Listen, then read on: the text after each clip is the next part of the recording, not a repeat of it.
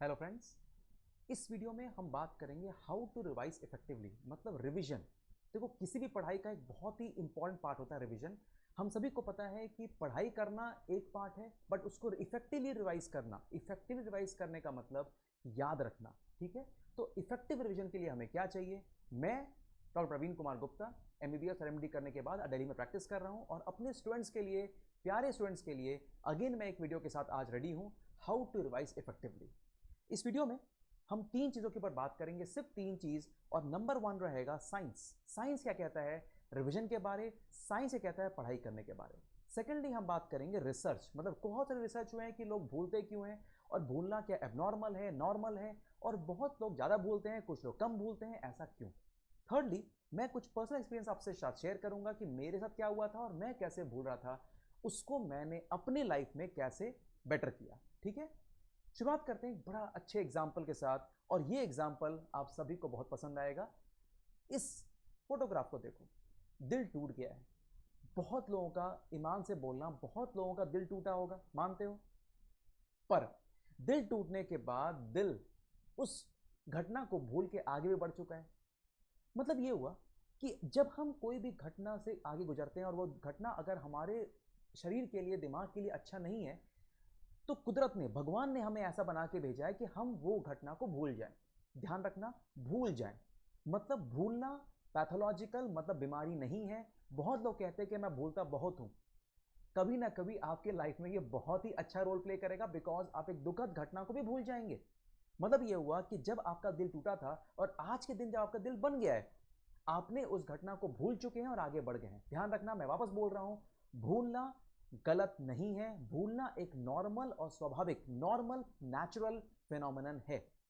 अगर हम ये बात मान चुके हैं, समझ चुके हैं, साइंटिफिकली इसको प्रूव कर चुके हैं, तभी हम अब समझेंगे।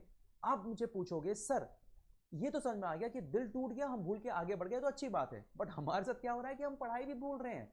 तो आज हम ये देखेंगे कि अच्छा, अगर आप पढ़ाई भूल रहे हो, उसको हम कैसे याद करें। सबसे पहला है, सबसे पहले मैं आपको बताऊंगा कि जब आप पढ़ाई कर रहे हैं तो उसमें बहुत सारी बातों का ध्यान रखना होता है। Number one, avoid multiple sources. ध्यान रखना, एक जो हम गलत काम करते हैं कि हम एक ही चीज को बहुत जगह से पढ़ लेते हैं। पर प्रॉब्लम क्या होता है, देखो, बहुत जगह से पढ़ना प्रॉब्लम नहीं है। प्रॉब्लम यह है कि जब आप पांच छह जगह से उस चीज को पढ़ रहे हैं, तो क्या आपने उसको एक जगह एसिमुलेट, मतलब नोट डाउन किया है कि नहीं। अगर आपकी नोट्स रेडी है उस पांच छह जगह से, तो बहुत अच्छी बात। बहुत बार बच्चे क्या करते हैं, वो point number one, book number two, book number three और बुक नंबर फोर से पढ़ लेते हैं। अल्टीमेटली रिवीजन के समय उनको बहुत दिक्कत होती है, बिकॉज अगेन वो पांच छह बुक नहीं खोल पाते। तो मेरा मानना है, नंबर वन, अपना एक प्राइमरी सोर्स, ध्यान रखना मैं बात कर रहा हूं प्राइमरी सोर्स जो है अपनी पढ़ाई का, वो सबसे पहले डिसाइड करो कि आपका वो प्राइमरी सोर्स क्या रहेगा, और बाकी जितने भी सोर्सेज हैं वो हो जाएंगे सेकेंडरी सोर्सेज, जिसमें आप प्राइमरी सोर्स वाले बुक में या फिर अपने नोट्स में आप ऐड ऑन करेंगे। ठीक है, तो पहला बात मैं आपको बता रहा हूं, अवॉइड मल्टीपल सोर्सेस। अब आते हैं नोट्स कैसे बनाएं। देखो, जब भी आप पढ़ो, ट्राई करो कि नोट्स जरूर बनाने का एक बड़ा अच्छा तरीका होता है। जब आप नोट्स बनाते हो तो नोट्स को आप अलग अलग पेन से, मतलब कभी रेड कलर कभी ग्रीन कलर पेन से आप उसको अंडरलाइन करते हो। जैसे इसको अगर मैंने ऐसे अंडरलाइन किया, तो क्या होगा, जब आपने पूरी की पूरी किताब पढ़ ली, तो अल्टीमेटली उस किताब के कौन सा वो पॉइंट है जो कि आपको याद रखना है, जब आप इसको अंडरलाइन करोगे कलर पेन से, तो आपको याद रहेगा। अब बहुत सारे बच्चे क्या करते हैं, और ये अच्छा तरीका भी है, कि आपने अलग अलग कलर के हाइलाइटर्स लिए और उसको अलग अलग समय अंडरलाइन किया। जैसे जब आप उसको पढ़ रहे हो पहली बार, तब आपने उसको ग्रीन लाइट से अंडरलाइट कर लिया। सेकंड में, जैसे मान लीजिए आपने फ्लोरेसेंट येलो कलर किया। और थर्ड में जब फाइनल रिवीजन कर रहे हो, जब आपको भूल रहे हो, फाइनल रिवीजन जब भूल रहे हो, तब आपने, मे बी मैं एग्जांपल ले रहा हूं, आपने उसको ऑरेंज कलर से अंडरलाइन कर लिया। इस अलग अलग अंडरलाइन करने से आपको खुद को पता रहेगा कि आप वो कौन सी चीज है जो आप भूल ज्यादा रहे हो। ठीक है, क्योंकि आपके लिए आना जरूरी है कि इतने पूरे पेजेस में मुझे सब कुछ रिवाइज नहीं करना। अल्टीमेटली जब एग्जाम देने जाओगे तो लास्ट दिन क्या पढ़ोगे, लास्ट दिन सिर्फ ऑरेंज पढ़ोगे या सिर्फ पिंक पढ़ोगे या सिर्फ येलो पढ़ोगे, ये आपको पता होना चाहिए। नहीं तो आपको खुद ही याद नहीं रहेगा कि आपको क्या पढ़ना है और क्या छोड़ना है लास्ट के समय। ध्यान रखना, सबसे अच्छा होता है आप खुद की राइटिंग में नोट्स बनाएं। बहुत बार ये पॉसिबल नहीं है। अगर आप उसको बुक से बनाना चाहते हैं, आप बुक से बनाएं, बट वो तभी करो जब आपके पास समय कम हो। अब हम आते हैं बुक में कैसे अंडरलाइन करना। जैसे ये एक एग्जांपल मैंने लिया है, मान लो कि मैंने इसमें अंडरलाइन किया है दो पार्ट। अगर आप ध्यान से देखोगे इस पूरी किताब में कुछ पार्ट्स जो है वो ऑरेंज कलर से अंडरलाइंड है और कुछ जो है वो अंडरलाइंड है एक टिपिकल डार्क पिंक कलर से। तो मेरे लिए जो डार्क पिंक कलर के पॉइंट्स वो हैं जो कि मैं बहुत ज़्यादा फैक्चुअल हैं और मुझे याद नहीं आ रहे, जैसे कि फिजिक्स में कुछ ऐसे फॉर्मूलाज होते हैं, कुछ ऐसे साइन थीटा के वैल्यूज होते हैं जो कि आपको याद करना ही पड़ेगा। तो अगर आपको याद हो जा रहा है बहुत अच्छी बात, नहीं तो फिर आप उसको अलग कलर से अंडरलाइन कर लें। बहुत सारे ऐसे बातें हो जो कि कॉन्सेप्चुअली बहुत इंपॉर्टेंट होती है और आपको पता है कि ये लास्ट ईयर आए हुए एग्जाम्स क्वेश्चन है, उसको आप एक अलग कलर के पेन से अंडरलाइन करो ताकि आपको खुद को पता रहे कि ये फैक्चुअल पार्ट है और ये कॉन्सेप्चुअल पार्ट है, इन दोनों को मेरी अप्रोच अलग अलग रहेगी। ठीक है, कुछ साइनॉप्सिस, जैसे इस पार्ट का साइनॉप्सिस मैंने यहां लिख दिया है, इस पार्ट का साइनॉप्सिस मैंने यहां लिख दिया है। जब मैं इसको खुद की राइटिंग के साइनॉप्सिस के साथ अंडरलाइन कर रहा हूं तो मुझे खुद को पता रहेगा कि मुझे कहां से क्या बुक के किस पेज से क्या पढ़ना है। ये बहुत इफेक्टिव तरीका होता है और टॉपर्स इसको हमेशा हमेशा यूटिलाइज करते हैं। ओके, अब देखो मेंटल इमेज और माइंड मैप्स, आजकल बहुत सारी बातें चल रही हैं। मैं अपने क्लास में हमेशा बोलता हूं कि ये जो एक तरीका है मेंटल इमेज या फिर माइंड मैप्स बनाना, ये बहुत इंपॉर्टेंट है। बस ध्यान रखना, बहुत सारे बच्चे इसको गलत तरह से समझ रहे हैं कि आप दूसरों के माइंड मैप्स को अपनी माइंड मैप बना लो। ऐसा पॉसिबल यूजुअली नहीं होता है। ट्राई करो अपने खुद का माइंड मैप्स बनाना। अब मैं आपको एक गुड एग्जांपल देता हूं कि माइंड मैप कैसे बनाना है और इसके बनाने का फायदा क्या होता है। देखो एग्जाम्पल में, देखो मैं आपके लिए एक एनसीईआरटी का एक टेक्स्ट ले रहा हूँ, chapter number 18। Okay, chapter number 18 में ये मैंने टॉपिक कुछ दिन पहले अपने बच्चों को पढ़ाया भी था, जैसे बॉडी फ्लूइड्स एंड सर्कुलेशन। देखो यहां से यहां तक ये सारे के सारे पॉइंट्स इंपॉर्टेंट है, ये फर्स्ट 2 पेजेस में दिए हुए हैं। अब ये जो पूरे पॉइंट है ये पूरी कहानियां हैं और ध्यान रखना कहानियां जल्दी याद नहीं होती, तो अगर आपको कहानियों को याद करना है तो इसको बनाना पड़ेगा माइंड मैप्स। तो जब मैंने आपकी क्लास ली थी, आपको याद होगा मैंने इस तरह से कुछ माइंड मैप्स बनाया था। मैंने क्या किया, मैंने आपको एक विजुअलाइजेशन दिया कि एक मान लो आपका आर्म है और आपके आर्म से लिया गया ब्लड। ब्लड को आपने देखा होगा कि वो डालते हैं एक वैक्यूम टेनर में, ये मैंने बनाया था वैक्यूम टेनर। अब देखो ये क्या लिखा है मैंने, ब्लड, ये सभी को आपको याद आ रहा होगा। अब क्या किया मैंने, ब्लड को अलाउ किया क्लॉट करने के लिए। जैसे ही मैंने क्लॉट करने दिया तो क्या सेपरेट हो गया, सीरम। पर अगर मैंने इसमें एंटी कोगुलेंट डाल दिया, मतलब क्लॉट करने दिया ही नहीं, एंटी कोगुलेंट डाल दिया, तो आ गया प्लाज्मा।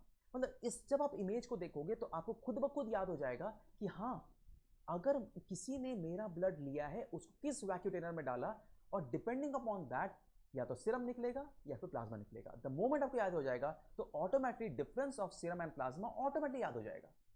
ठीक है, तो ट्राई करो विजुअलाइज करने का, इसे कहते हैं माइंड मैप। मतलब माइंड में एक टिपिकल पिक्चर बनाना, मेंटल इमेज बनाना, ताकि आपको वो चीजें याद रहे। अब देखो इस पॉइंट पे आते हैं। देखो ये जो पूरी कहानी है ये पूरी कहानी है एनसीईआरटी के जो पेज नंबर 2 है सर्कुलेशन में, उसमें पूरी कहानी है। इसको याद कैसे रखा जाए, अगेन माइंड मैप बनाने का एक और तरीका होता है, वो होता है फ्लो डायग्राम। जैसे इसको देखो, जब मैंने आपको पढ़ाया था तो मैंने इसको डिवाइड कर दिया था। ब्लड के 2 कंपोनेंट्स होते हैं, सेल और प्लाज्मा। अब जब इसको याद करोगे तो आपको याद रहेगा कि प्लाज्मा के और कंपोनेंट्स नीचे लिखे थे मैंने, वो है फिब्रिनोजन, ग्लोबुलिन्स, आयंस, एल्बुमिन और ग्लूकोज अमाइनो एसिड्स और या फिर लिपिड्स। मतलब अब आपको याद होगा कि कुछ फ्लो डायग्राम नीचे फ्लो कर रहा था, मतलब ये हुआ कि आपके दिमाग में मेंटल इमेज रेडी हो गई है। मेंटल इमेजेस बहुत याद रहता है, याद रखना बच्चों कि आपको ये भी याद हो जाता है कि आपने किस लाइन को अपने नोट्स में किस तरफ लिखा था, राइट साइड ऊपर, राइट साइड लोअर, या लेफ्ट साइड ऊपर या लेफ्ट साइड नीचे। इससे मेंटल इमेज बनेगी और इससे आपकी रिटेनिंग पावर बहुत ही लंबी हो जाती है। इसे कहते हैं माइंड मैप्स। ट्राई करो खुद का माइंड मैप बनाना। अगर कोई क्लास अटेंड कर रहे हो तो जैसे जैसे फैकल्टी आपको समझा रहे हैं उस तरह से आपको वो माइंड मैप बनाना है। ध्यान रखना, अगर कोई आपको कहानी लिखा रहा है या फिर स्लाइड से पढ़ा रहा है, ये पढ़ाई नहीं होती, ये बेकार है।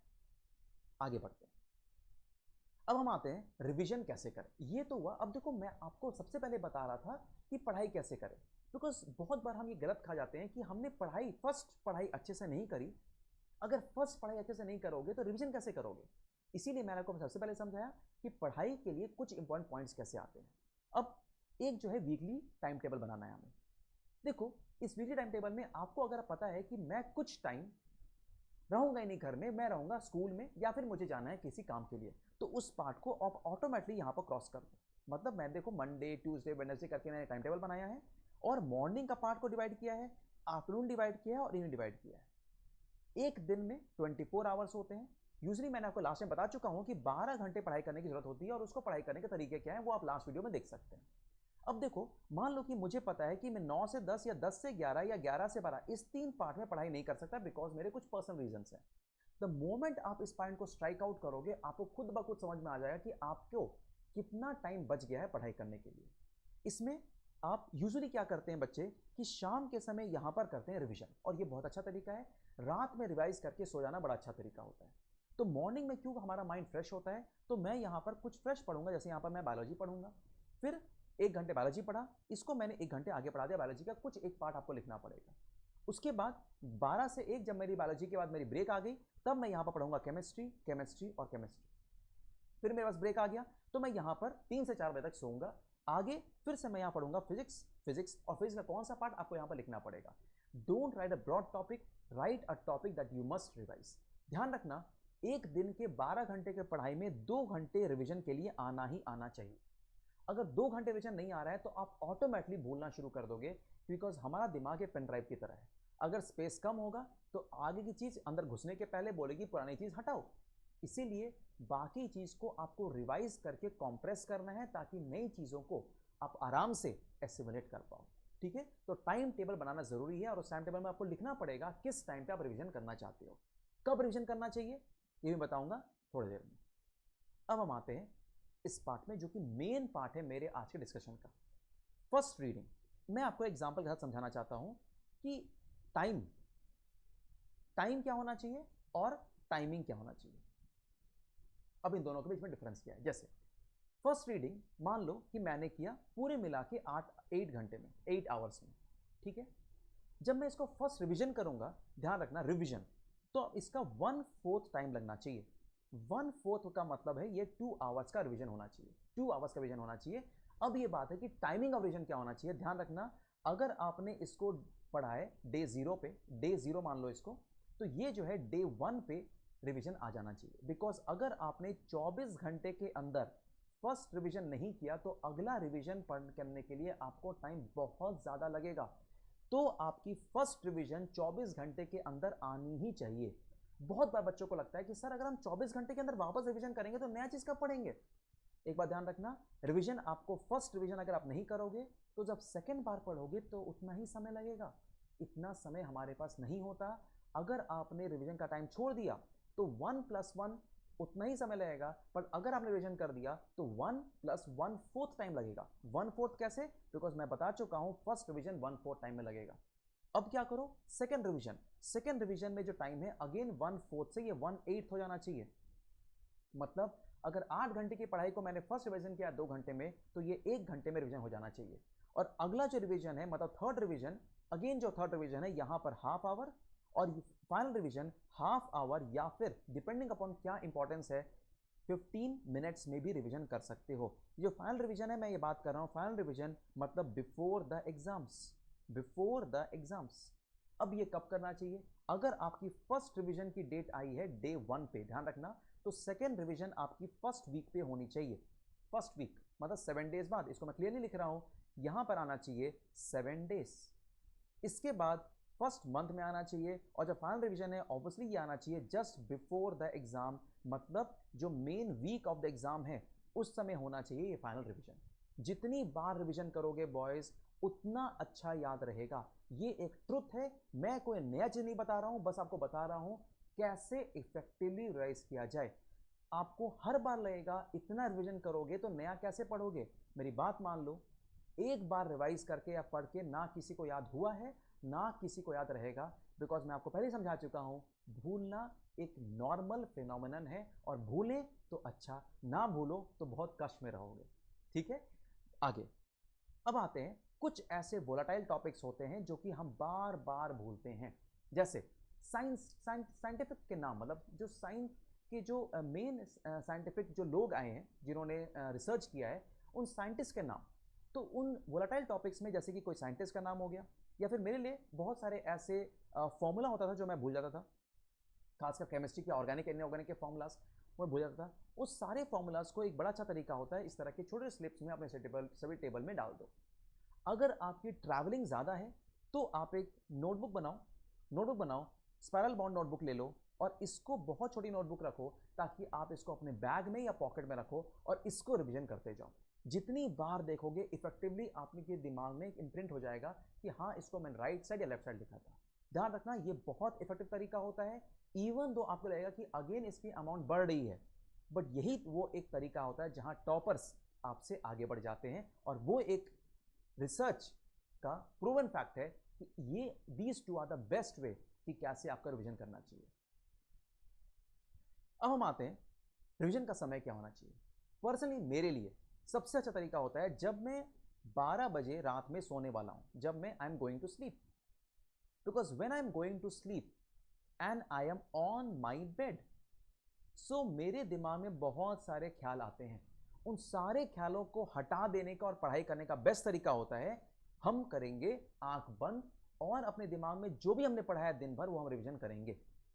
इससे क्या होगा कि अगर आपका एक तो पूरे के पूरे दिन में सेम डे रिवीजन हो जाएगा, और सेकंड अगर मान लो आपको भूल भी जाओ तो आप उसको याद रखोगे कि इसको मुझे कल सुबह उठते ही पढ़ाई करनी है, या फिर अगर आपको वो परेशान कर रहा है सेम टाइम उठ के पढ़ाई कर लो। Believe me guys, this is one of the best way जहां पर आपको पढ़ाई करते करते ही अपने आप नींद आ जाएगी। एक भी मिनट बेकार के ख्यालों में नहीं जाएगा, बिकॉज इस टाइम बहुत क्रूशियल टाइम है जहां आपको every time every minute counts, every minute counts. इसीलिए एक तरीका होता है कि आप बेड पे लेट जाओ, आंखें बंद करो, जो भी आपने पढ़ा है उसको याद करते जाओ, याद करते जाओ, और अब ऑटोमेटिकली आपको नींद आ जाएगी। हम सभी लोग आपके साथ हैं। मैं डॉक्टर प्रवीण कुमार गुप्ता आपको अगले हफ्ते से हर हफ्ते पढ़ाने आऊँगा कुछ वैसे टॉपिक जो आपने ऑटोमेटिकली आपने मुझे लास्ट टाइम भी कमेंट कर दिया है। इस वीडियो के नीचे भी आप कमेंट में लिख दीजिए कि आपको सब टॉपिक्स में क्या क्या पढ़ना है मुझे बायोलॉजी में। मैं आपको हर हफ्ते आऊँगा, 3 बार आपसे मिलूंगा, आधे घंटे के लिए, 1 घंटे के लिए, और आपके वो टॉपिक्स आपके लिए बहुत ईजी करूँगा। आपको कैसी लगी वीडियो ज़रूर बताना, हमें सब्सक्राइब जरूर कर लेना, बिकॉज हम आपसे अगले हफ्ते से हमेशा मिलने आएंगे। ऐसे कोई भी चीज़ जो आपको परेशान कर रही है हमें बताओ, I will try to make it as easy as possible, because हमें पता है डॉक्टर कैसे बनना होता है, डॉक्टर बनने के लिए कितनी मेहनत करनी होती है। Thank you guys for watching this. Stay blessed, stay safe, best wishes.